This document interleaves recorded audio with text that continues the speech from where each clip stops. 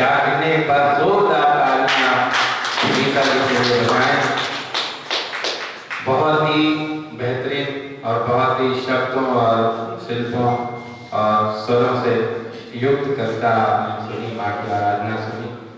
पहले कवि को आपके बीच में प्रस्तुत करूं, बहुत समय हमारे पास नहीं है, लेकिन उस संक्षिप्त समय में ही कवि अपनी कविताओं और अपनी प्रस्तुति के माध्यम से आपके दिलों में उतरने का सामर्थ्य रखते हैं।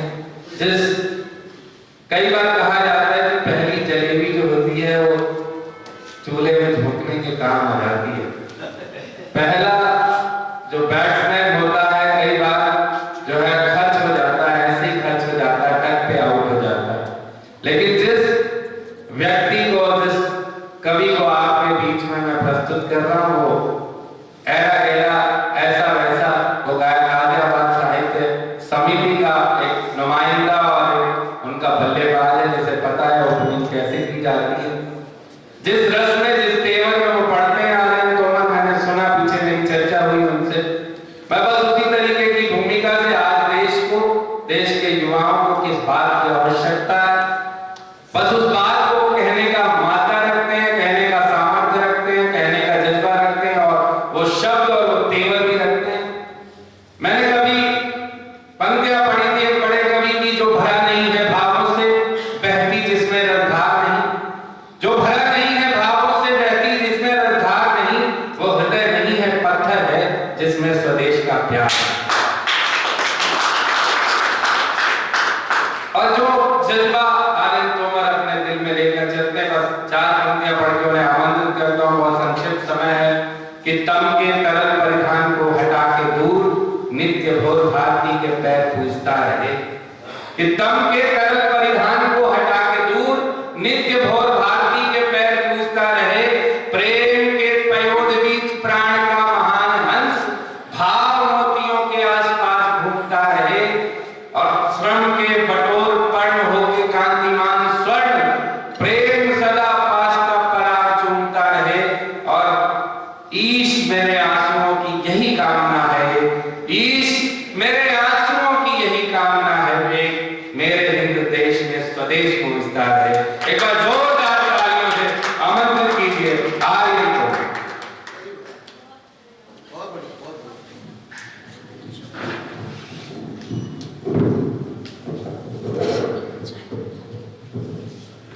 अनेकों प्रश्न ऐसे हैं जो दोहराए नहीं जाते, बहुत उत्तर भी ऐसे हैं जो बदलाए नहीं जाते, और यही सब सोच करके तुम मुझे दिल में जगा देना कि घर आए हुए मेहमान लौटाए नहीं जाते।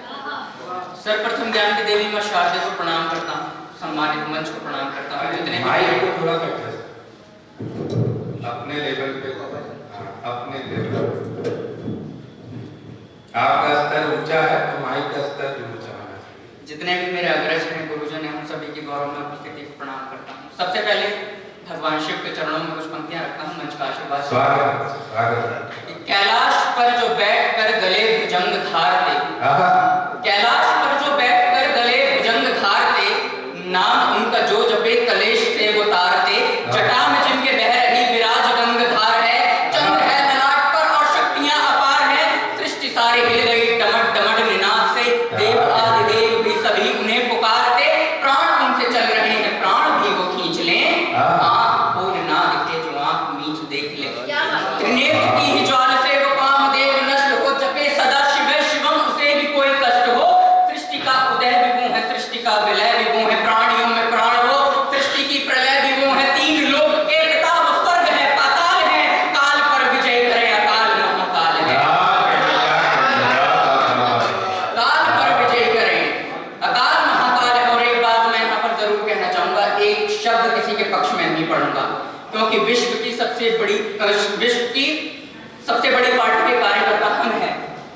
जिस पार्टी का गठन स्वयं सरस्वती ने किया है, मां बागेश्वरी ने किया है, पंक्तियां आपके बीच रखता हूं कि हम सूरदास हम कालिदास हम मानस के उत्तम प्रसंग, हम सूरदास हम कालिदास हम मानस के उत्तम प्रसंग, सच को सच कहने की हिम्मत, सच को सच कहने का ढंग, हम संत कबीर के दोहे हैं, मीरा की भक्ति पूजा है, हम सूर्यकांत त्रिपाठी हैं, हम राम की शक्ति पूजा है, हम मलिक मोहम्मद की पद्मावत छंद हमी ने